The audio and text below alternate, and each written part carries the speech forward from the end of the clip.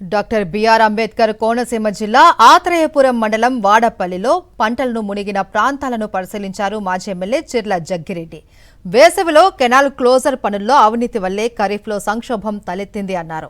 Irrigation శాఖ అవినీతిపై సమగ్ర విచారణ జరిపి బాధ్యులను శిక్షించాలి అని డిమాండ్ చేశారు. పంటలు మునిగిన రైతులకు వెంటనే నష్టపరిహారం ప్రకటించాలి అని డిమాండ్ చేశారు. మరి ఏదైతే కొత్తపేట నియోజకవర్గంలో ఉన్నటువంటి పంటలన్నీ కూడా మునిగిపోతూ ఉన్నాయి. అలాగే శివారు ప్రాంతాల్లో నీరు అందక భూములన్నీ కూడా నెరలగిస్తూ ఉన్నాయి.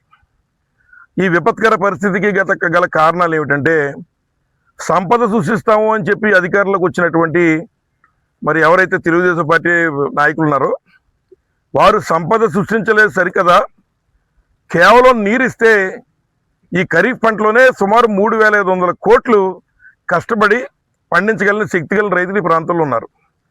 అటువంటిది వారికి నీరు కూడా ఇవ్వలేని పరిస్థితిలో ఇవాళ ఈ కూటమి ప్రభుత్వం ఉందని చెప్పి సందర్భంగా తెలియజేస్తున్నాను.